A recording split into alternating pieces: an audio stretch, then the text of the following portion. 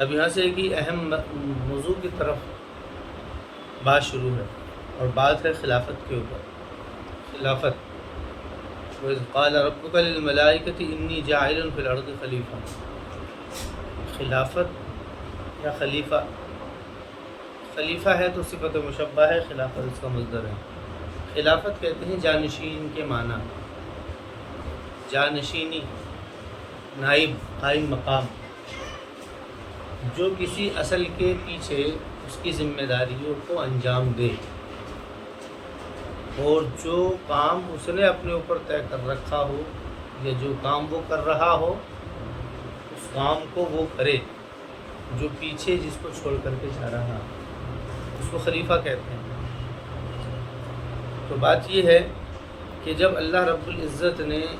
اس دنیا کی ابتدا کی، دنیا کی ابتدا سے مراد یہاں پر ایک ایسی مخلوق بھیجی جس کو ارادہ اور اختیار دیا گیا۔ انسان ایک ایسی مخلوق ہے جس کو اللہ رب العزت نے ارادہ اور اختیار دے کر کے بھیجا ہے۔ ارادہ اور اختیار کا مطلب یہ ہے کہ اگر اس کو کوئی کام کرنا ہوتا ہے، یہ ارادہ ہے، تو وہ اس کو کر لیتا ہے، یہ اس کے پاس میں اختیار ہے۔ ارادہ اور اختیار دونوں انسان کو لے کر کے بھیجا۔ تو ارادہ اور اختیار جب انسان کو دیا جا رہا تھا، جب یہ مخلوق بننے جا رہی تھی، تو اللہ رب العزت نے اس مخلوق کو اپنا نائب اور قائم مقام چنا۔ بہت ساری ایسی مخلوقات ہیں جو دنیا کے اندر رہی ہیں، اور اگر دیکھا جائے تو اللہ کی مخلوقات میں آخری مخلوق انسان ہے۔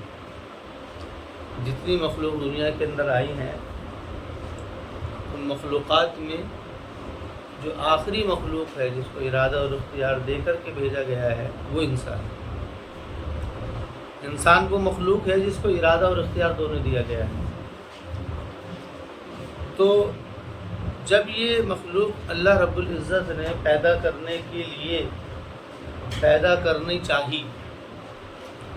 تو یہ ایک پیشکش فرشتوں کے سامنے رکھی، کیونکہ فرشتے بھی اللہ کی مخلوق تھی جو کہ اللہ تعالیٰ کی عبادت کر رہی تھی، اور بڑی اہم طریقے سے اور انوکھے انداز میں ان کی عبادت تھی فرشتوں۔ تو ان کے سامنے بات رکھی کہ یاد کیجئے جبکہ تمہارے رب نے فرشتوں سے کہا انی جاعل فی الارض خلیفہ، کہ میں زمین میں خلیفہ بنانے والا ہوں، میں زمین میں خلیفہ بنانے والا ہوں، یعنی اپنا نائب اور قائم مقام، کہ جو انہی ذمہ داریوں کو، جو ذمہ داری میں نے اپنے ذمے کر رکھی ہیں، وہ ذمہ داری اس کے اوپر ڈالی جائے گی۔ اور وہ ذمہ داری کیا ہے؟ وہ ذمہ داری اصلاح کی ہے،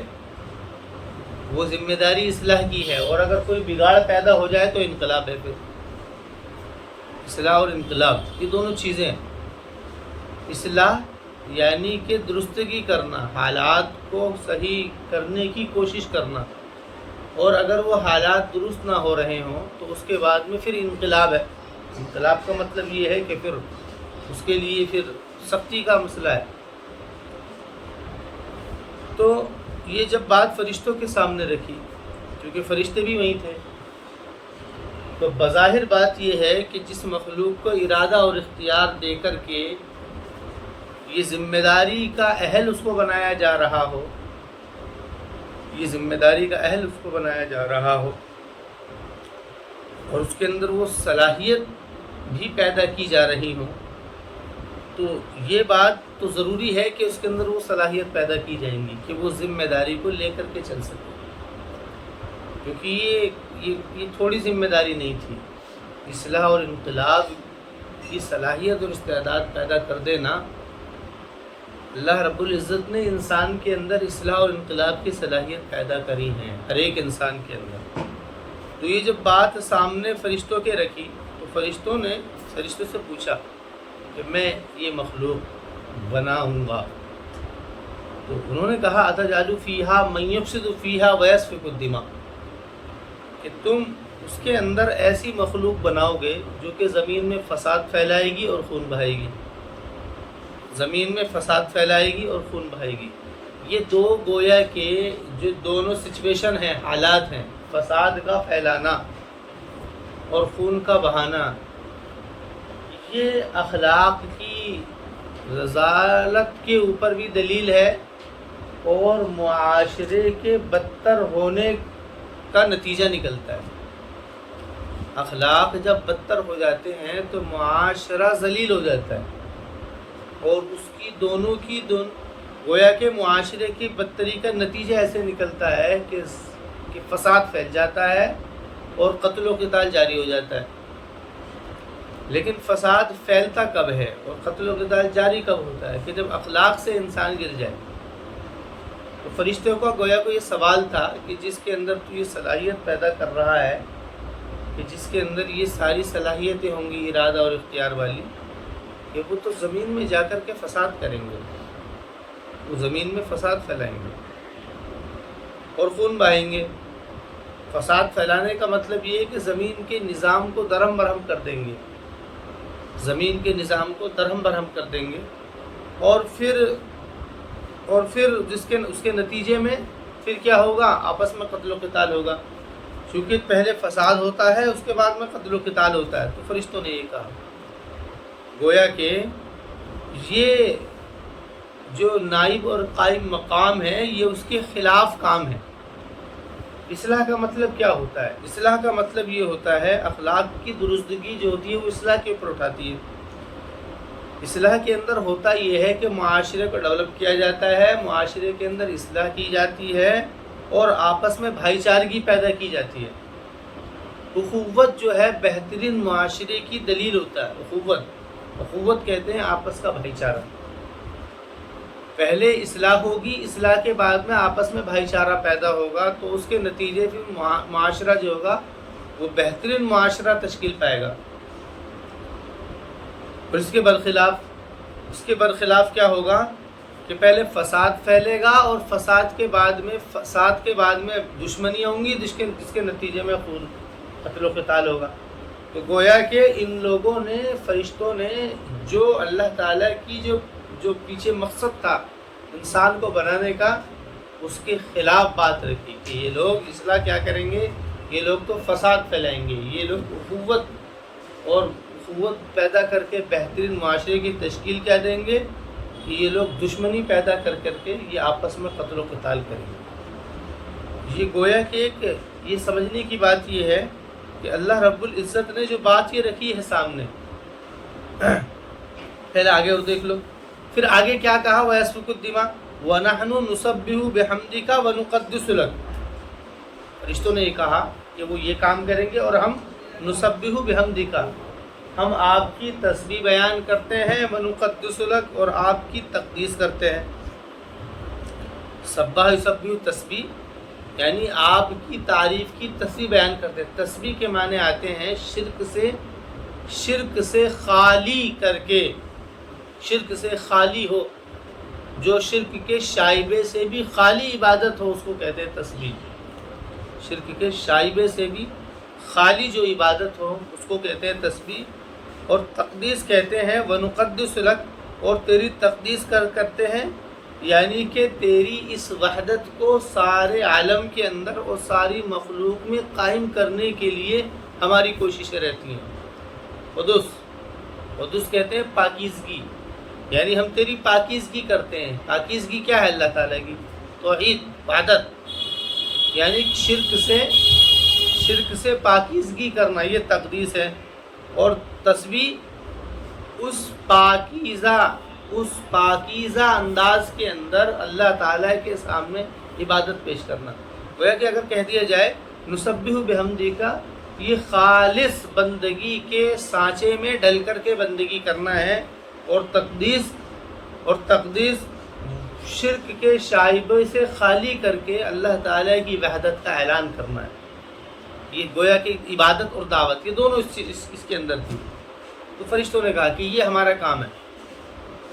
یہ ہمارا کام ہے۔ کا مطلب کیا ہے؟ حالانکہ جو سوال تھا فرشتوں کا، سوال یہ تھا کہ جو تو مخلوق پیدا کرے گا وہ دنیا میں فساد پھیلائے گی، اور فساد پھیلانے کے بعد میں قتل و قتال کرے گی۔ تو اس کے بارے میں ان کا یہ قول ہونا چاہیے تھا فرشتوں کا اور ہم وہ لوگ ہیں جو دنیا میں اصلاح کریں گے، اور اصلاح کرنے کے بعد میں بہترین معاشرہ، اسلامی معاشرے کی ہم بنیاد رکھیں گے، قوت اور آپس کی بھائی چارگی ہم یہ پیدا کریں گے۔ یہ کہنا چاہیے تھا، لیکن انہوں نے یہ بات کہی۔ اس کا مطلب یہ ہے کہ جب کسی کو جب تعدیل پیش کی جاتی ہے، اس کے مقابل میں جب کوئی بات رکھی جاتی ہے اور وہ بدل جائے کا مطلب یہ ہوتا ہے، یہ ایسا ہے، اب یہ مسئلہ ایسا نہیں، اب یہ بات ایسے ہوگی کہ جس مخلوق کو تو دنیا کے اندر پیدا کرے گا وہ زمین میں فساد پھیلائیں گے اور خون بہائیں گے اور شرک کریں گے، اور مطلب دوسرے معبودوں کی عبادت کریں گے اور ساری دنیا کے اندر شرک کو پھیلائیں گے۔ یہ ہے پورا ان کا کلام۔ پہلے والے جو جملے میں ہے دو بات تھی، اور انہوں نے اپنی طرف سے جو بات کہی یہ دو باتیں ہیں۔ تو اب پوری بات یہ بنی کہ بھئی جن کو آپ پیدا کریں گے وہ زمین میں فساد پھیلائیں گے اور خون بہائیں گے، اور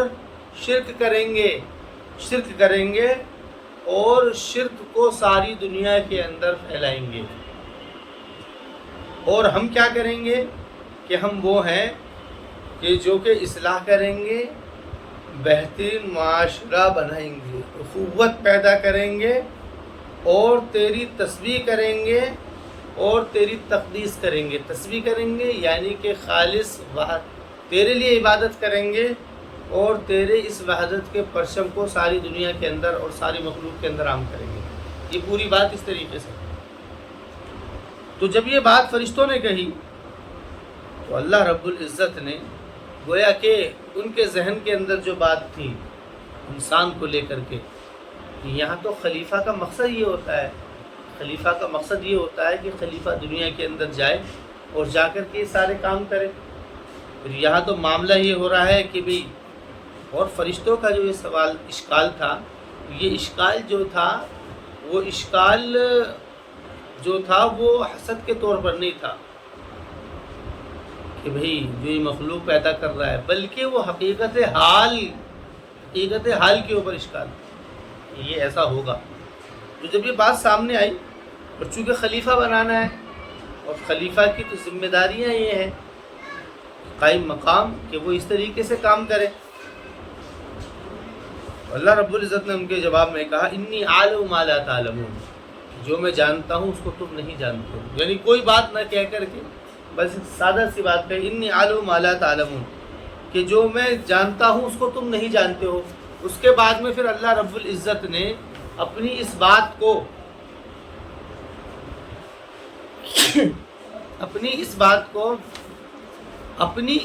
کو ثابت کرنے کے لیے پھر وہ صلاحیت آدم علیہ السلام کے اندر پیدا کری،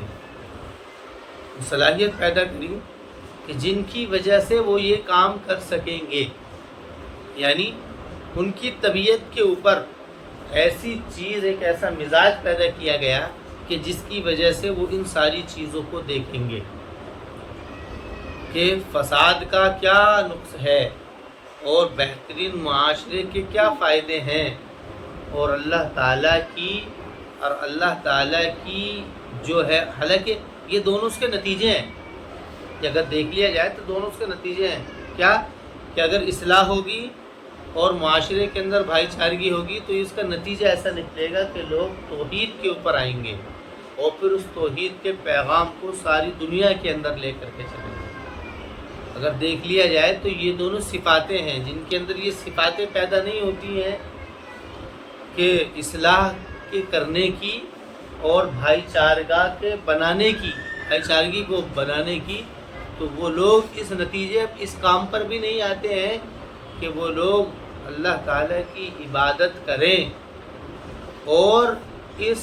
توحید کے پیغام کو ساری دنیا کے اندر عام کریں، وہ اس مقام کے اوپر بھی نہیں آ پاتے۔ تو وعلم آدم الاسماء کلھا ثم عرضهم، اور ہم نے آدم علیہ السلام کو نام سکھلائے، یہ صلاحیت پیدا کی گئی کہ انسان کو بنایا جا رہا ہے، خلیفہ بنایا جا رہا ہے۔ تو خلیفہ کے اندر پھر وہ صلاحیت پیدا کرنی ضروری تھی، جن صلاحیت کی بنیاد پر وہ انسان، یہ جو بات کہی گئی ہے علم آدم الاسماء کلھا ثم عرضهم، اسماء کو لے کر کے حتیٰ کہ اس کے اندر اختلافات ہیں، لیکن ایک بات تو سارے علماء کے اندر یہ بات ہے کہ اسماء سے مراد جو ہے وہ بتائی گئی تھی چیزیں کہ یہ کون ہے، پہلے انسانوں کے سامنے کی انسانوں میں یہ مرد ہے، یہ عورت ہے، یہ ان کے درمیان کا فرق ہے، یہ بیوی اور ماں ہے، یہ ان کے درمیان کا فرق ہے، یہ بھائی ہے اور یہ شوہر ہے، یہ ان کے درمیان کا فرق ہے، یہ بیٹا ہے اور باپ ہے، یہ ان کے درمیان کا فرق ہے، اور اسی طریقے سے یہ پڑوسی ہے، یہ ان کے درمیان کا فرق ہے، یہ دوست ہے، یہ اس کے درمیان کا فرق ہے، یہ انسان ہے، یہ ان کے درمیان کا فرق ہے، یہ حیوانات ہے، یہ ان کے درمیان کا فرق ہے، یعنی کہ یہ ساری چیزیں جو فرق مراتب تھا وہ سب سکھلایا گیا۔ کیوں؟ کیونکہ بات کیا تھی؟ فساد کے اوپر بات رکھی تھی، تو کلام کا جو سیاق ہے وہ یہ بتا رہا ہے کہ اسماء سے مراد ضرور وہی فرق مراتب بتایا گیا ہوگا، فرق مراتب بتایا گیا ہوگا کہ فرق مراتب سکھلائے گئے ہیں، فرق مراتب سکھلائے گئے ہیں کہ یہ کائنات ہے،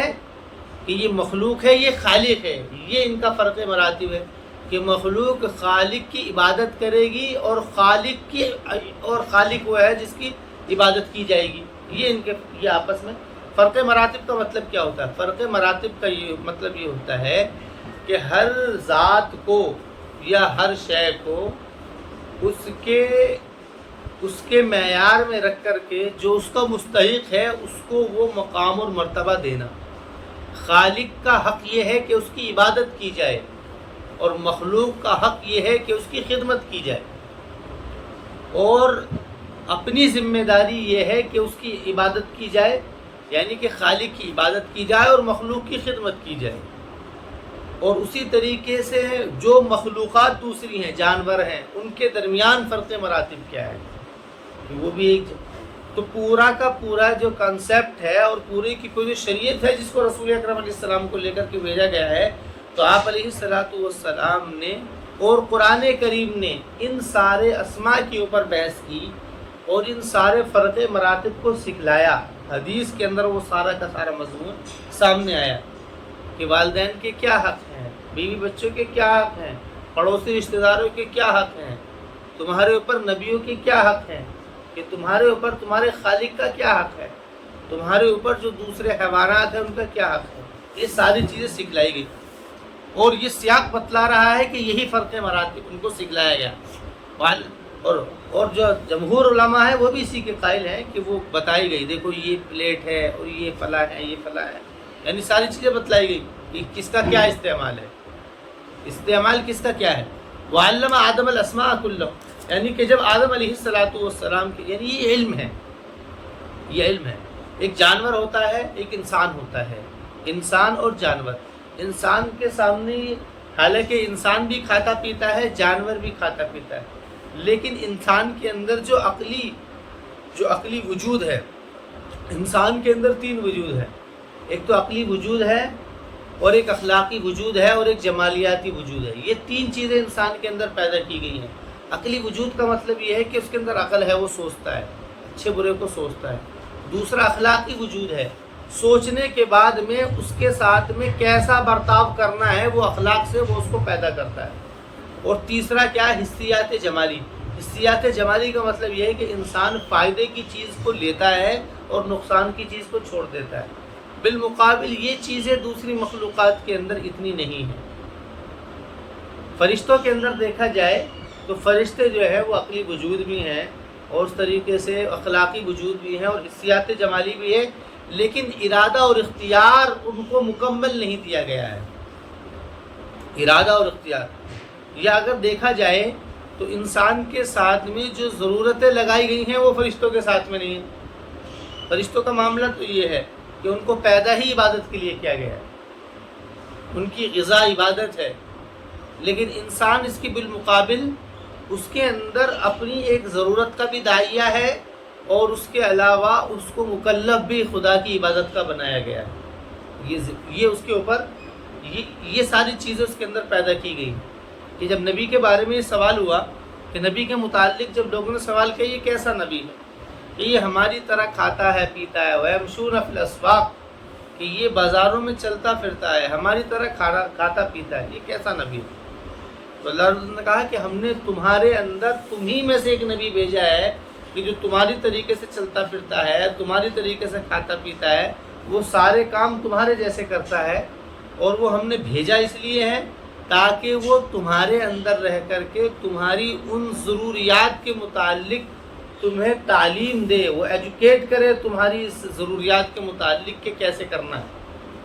جس کو قرآن نے کہا ہے لَقَدْ مَنَّ اللَّهُ عَلَى الْمُؤْمِنِينَ إِذْ بَعَثَ فِيهِمْ رَسُولًا مِّنْ أَنفُسِهِمْ يَتْلُو عَلَيْهِمْ آيَاتِهِ وَيُزَكِّيهِمْ وَيُعَلِّمُهُمُ الْكِتَابَ وَالْحِكْمَةَ کہ وہ تم کو دعوت دیتا ہے، يَتْلُو عَلَيْهِمْ آيَاتِهِ وَيُزَكِّيهِمْ اور پھر تمہارے دل کے اندر شرک کی گندگی کو ختم کرتا ہے، وَيُعَلِّمُهُمُ الْكِتَابَ اور پھر تم کو کتاب کی یعنی کہ اس قرآن کریم کی جو کتاب ان کے لیے بھیجی گئی ہے اس کی تعلیم دیتا ہے. تو یہ جب صلاحیتیں پیدا کر دی گئیں تو ان صلاحیتوں کو پیدا کرنے کے بعد میں اللہ رب العزت نے آدم علیہ السلام کو فرشتوں کے سامنے پیش کیا. ثم عرضهم على الملائکہ پھر اللہ رب العزت نے ان کو فرشتوں کے سامنے پیش کیا، فرشتوں کے سامنے، اور پھر کہا انبئونی باسماء ہؤلاء ان کنتم صادقین یعنی ان فرق مراتب کے اندر کیا کاروائی کی جائے گی اس کا تم ہم کو بتلاؤ. یہ سوال اللہ رب العزت نے کیا. سامنے یا تو وہ چیزیں جن کے بارے میں سوال کیا گیا تھا وہ اللہ رب العزت نے پیدا کر دی تھی یا ان کے تصور کے اندر ڈال دی تھی، وہ اللہ تعالیٰ کا طریقہ ہے وہ جو اس نے کیا تھا، جو وہ سامنے تھا. پوچھا کہ ان کو بتاؤ ان کے اندر تمہاری کیا کارگزاری رہے گی، کیا ذمہ داری رہے گی، کیا ان کے اندر ذمہ داری رہے گی. اس کو ایسے سمجھو جیسے کہ سامنے دو عورتیں ہیں، ایک بیوی ہے اور ایک ماں ہے، تو ان کے درمیان میں تمہاری کیا کارگزاری رہے گی. یا اسی طریقے سے ایک طرف باپ ہے اور ایک کیا ہے شوہر ہے، تو تمہاری اس کے بارے میں کیا کارگزاری ہے. گویا کہ دونوں کے حقوق الگ الگ ہیں. فرشتے تو ان فرق مراتب کو نہیں جانتے کہ باپ بیٹے کا کیا مسئلہ ہوتا ہے، شوہر باپ کا کیا، شوہر بھائی کا کیا مسئلہ ہے، یا بیوی ماں کا کیا مسئلہ ہے، یا اور دوسرے جو خاندانی جو ہے ان کا کیا مسئلہ، ان کو نہیں پتہ. تو وہ بھئی ہمیں تو ہم کیا کر سکتے ہیں. گویا کہ اللہ رب العزت نے ایک تصور پیش کر دیا کہ ان کے ساتھ میں تمہاری کیا کارگزاری رہے گی، تم ان کے ساتھ میں کیا رواداری کا جذبہ اختیار کرو گے، کیا تم ان کے ساتھ میں اپنی زندگی کیسے یعنی کیسے بسر کرو گے. تو یہ جب بات ثم عرضهم على الملائکہ فقال انبئونی باسماء هؤلاء ان کنتم صادقین، کہا مجھے بتاؤ جو انہوں نے بات رکھی تھی سامنے یہ تو یہ کریں گے، ان کے اندر تو شر ہی شر ہوگی، یہ جانیں گے نہیں، پہچانیں گے نہیں. حالانکہ جب انسان ایجوکیٹ ہو جاتا ہے اور انسان سمجھ لیتا ہے اس کے اندر طبیعت میں یہ چیزیں، وہ قرآن میں ہے نا فَأَلْهَمَهَا فُجُورَهَا وَتَقْوَاهَا کہ ہم نے انسان کے اندر جو فجور ہیں وہ بھی ڈال دیے ہیں اور جو تقوی ہیں وہ بھی ڈال دیے ہیں. فجور کا مطلب اس کے اندر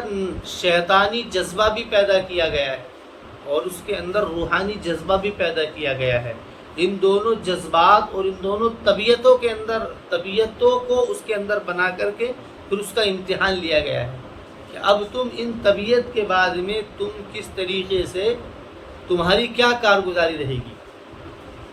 تو یہ ساری چیزیں تھیں اور ان ساری چیز اور گویا کہ دیکھ لیا جائے تو یہ بھی تمہید ہے. یہ پھر آگے جو مضمون آتا چلا جائے گا پھر اللہ رب العزت پیش کرے گا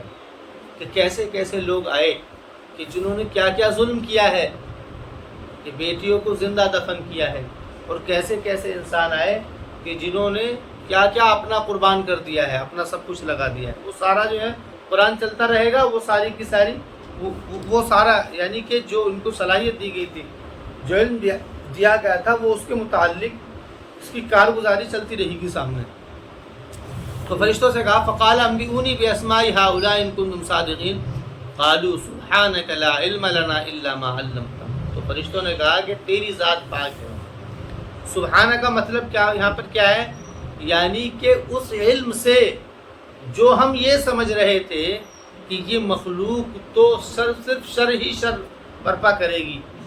ہم یہ سمجھ رہے تھے، حالانکہ تیری وہ ذات ہے کہ تو زیادہ جانتا ہے کہ یہ مخلوق کیوں پیدا کری ہے اور یہ کیا کرے گی، تو تیری ذات اس سے پاک ہے۔ لا علم لنا الا ما علمتنا، اور ہمیں تو بس اتنی ہی جانکاری ہے جتنی آپ نے ہمیں سکھلائی ہے۔ الا ما علمتنا انک انت العلیم الحکیم، کہ بے شک آپ تو جاننے والے ہیں، حکمت والے ہیں۔ عام طور سے قرآن کریم میں علیم جو صفت ہے یہ حکیم کے ساتھ میں استعمال ہوتی ہے۔ یہاں پر یہ بتلانا مقصد ہے کہ تو جانتا ہے کہ کس کے اندر کیا صلاحیت پیدا کرنی ہے، اور کس کو کتنی صلاحیت کی وجہ سے کتنی ذمہ داری دینی ہے، اور کس کو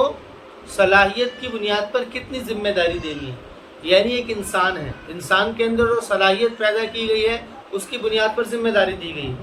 قرآن کریم میں آتا ہے انا عرضنا الامانۃ علی السماوات والارض، کہ ہم نے جب امانت کا مطلب ہے وہ پیغام، جو پیغام اللہ تعالیٰ کا ہے، یعنی قرآن کریم جو کہ ساری انسانیت کے لیے اور ساری مخلوق کے لیے ہدایت کا ذریعہ ہے، کہ یہ جو امانت ہے جب ہم نے مخلوق کے اوپر پیش کرنی چاہیے، ہم نے پہاڑوں کے اوپر پیش کیا، ہم نے پرندوں کے اوپر پیش کیا، ہم نے ساری مخلوق کے اوپر پیش کیا، لیکن سب نے انکار کر دیا، صرف انسان نے اس کو اٹھایا۔ انہ کان ظلوما جہولا، یعنی کہ حالانکہ اس کے اندر جو ہے اس کے خلاف، اس کے اندر طبیعیات بھی ہیں، لیکن اس کے خلاف اس کے بعد بھی اس نے اس ذمہ داری کو اپنے اوپر اٹھایا۔ اس کا مطلب یہ ہے کہ انسان کے اندر جو صلاحیت اور استعدادیں پیدا کی گئی ہیں اس کی بنیاد پر اس کو وہ ذمہ داری دی گئی ہے، کیونکہ اس کے اندر صلاحیت جو ہے وہ خلافت کی پیدا کی گئی ہے، یعنی اس کو خلیفہ بنایا گیا ہے۔ یہ دنیا کے اندر اصلاح کی کوشش کرے گا اور بہترین اسلامی معاشرے کی کوشش کرے گا، اور اللہ تعالیٰ کا بندہ بن کر کے زندگی گزارے گا، اور اس پیغام کو، توحید کے پیغام کو اور عبادت کے پیغام کو ساری دنیا میں عام کرنے کے لیے اپنا جان اور مال لگا دے گا۔ تو اس کے لیے کیا ہے؟ اس کے لیے ضروری ہے نا کہ فرق مراتب سکھلایا جائے کہ کس طریقے سے زندگی کے دنیا کے اندر رہنا ہے، کس کا کیا مقام مرتبہ ہے، کس کے ساتھ میں کیا رویہ اختیار کرنا ہے۔ اللہ کے رسول علیہ السلام، انبیاء علیہم الصلاۃ والسلام کیا ہوتے ہیں؟ انبیاء علیہم الصلاۃ والسلام کو بھیجا اس لیے جاتا ہے تاکہ وہ ایک پریکٹیکلی کر کے دکھلائیں کہ دیکھیے کہ اس طریقے سے رہتے ہیں، بیوی کے ساتھ میں ایسا رہنا ہے، بچوں کے ساتھ میں ایسا رہنا ہے، پڑوسی کے ساتھ میں ایسا رہنا ہے، رشتہ داروں کے ساتھ میں ایسا رہنا ہے، اور خالق کے سامنے ایسا رہنا ہے، کہ جو ساری زندگی آپ کی ہے یہ انبیاء علیہم الصلاۃ والسلام کی ہے، جن کا ریکارڈ تو ملا نہیں، لیکن آخر میں جو ریکارڈ اللہ کے رسول کا ملتا ہے یہ کیا ہے؟ یہ ساری چیزیں اسی کی نشاندہی ہیں۔ تو جب یہ بات کہی گئی تو انہوں نے کہا کہ بھئی سبحانک لا علم لنا الا ما علمتنا انک انت العلیم الحکیم، کہ آپ نے تو جتنا ہم کو سکھلایا ہے ہم اتنا ہی جانتے ہیں۔ تو پھر اللہ رب العزت نے آدم علیہ السلام سے کہا یا آدم انبئہم باسمائہم، کہ آدم اب تم بتلاؤ کہ یہ جو فرق مراتب ہے اب یہ تم ہمیں بتلاؤ، انبئہم باسمائہم، کہ تم ان کے نام بتلاؤ، ان کے مقام اور مرتبے کے اعتبار سے ان کو ہمیں بتلاؤ، انبئہم باسمائہم۔ فلما انبأہم باسمائہم، چونکہ انسان آدم علیہ السلام کیا ہے؟ انسان کے باپ ہیں، ان کے اندر وہ صلاحیت پیدا کی گئی تھی، ان کے اندر وہ صلاحیت پیدا، گویا کہ یہ اس صلاحیت کی پہلی مخلوق تھی اللہ تعالیٰ کی، جس کے اندر یہ صلاحیتیں پیدا کی گئی تھی۔ تو ان سے کہا یا آدم انبئہم باسمائہم، کہ آدم کہ ہم کو وہ نام، وہ ہم کو بتلاؤ کہ جو ہم نے تمہارے اندر صلاحیت پیدا کی ہے، انبئہم باسمائہم۔ فلما انبأہم باسمائہم قال الم اقل لکم، پھر جب انہوں نے یہ بتلا دیا جو صلاحیتیں پیدا کی گئی تھی، تو پھر اللہ رب العزت نے اب یہ کہا الم اقل لکم انی اعلم غیب السماوات والارض، کہ کیا میں نے تم سے نہیں کہا تھا کہ میں آسمان اور زمین کے غیب کو جانتا ہوں۔ اور میں جانتا ہوں کس کو کیا ذمہ داری دینی ہے۔ خلافت کی ذمہ داری جس کے تحت 4 کام بنیادی طور پر قرآن کریم نے لگائے ہیں، 4 کام بنیادی طور پر لگائے ہیں۔ پہلا کام اصلاح کا کرنے کا، دوسرا کام بہترین معاشرے کی تشکیل دینا کہ جس کا جو میرٹ جو ہے بھائی چارگی کے اوپر ہو، آپس میں محبت کے اوپر ہو، اور تیسرا کام اللہ تعالیٰ کی عبادت کا نفاذ، کہ لوگ سارے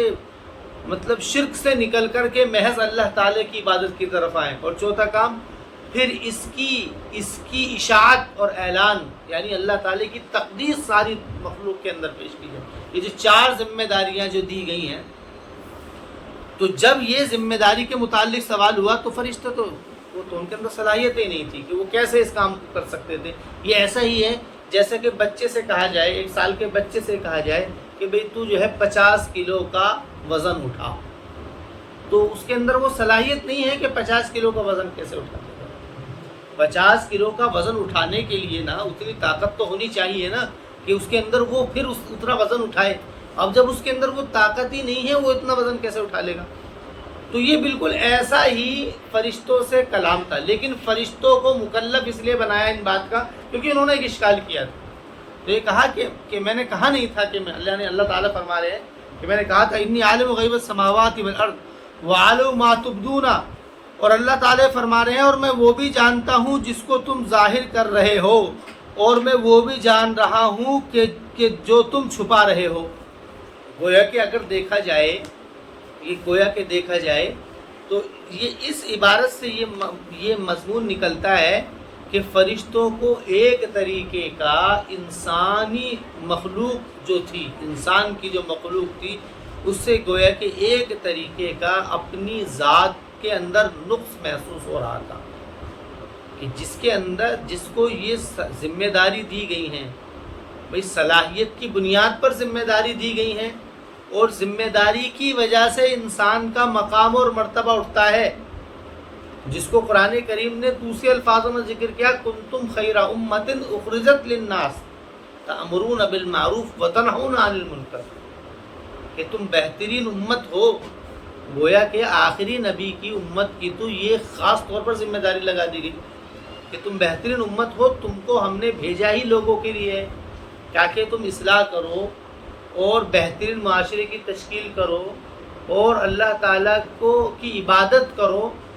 شرک سے پاک ہو کر کے، اور پھر اس پیغام کو ساری دنیا کے اندر عام اخرجت للناس، اور وہ کیا ہے؟ تأمرون بالمعروف۔ تأمرون بالمعروف سے کیا ہوگا کہ اصلاح ہوگی اور بہترین معاشرہ پیدا ہوگا، اور تأمرون بالمعروف وتنہون عن المنکر، اور عن المنکر سے کیا ہوگا؟ یعنی کہ شرک جو ہے اس کو ختم کیا جائے گا، اور جو ساری دنیا کے اندر جو شرک کا بول بالا ہے اسے ختم کیا جائے گا۔ گویا کہ یہ جو ہے اسی مضمون کے اوپر وہ اس کا اختصار کے ساتھ میں وہ بیان ہے۔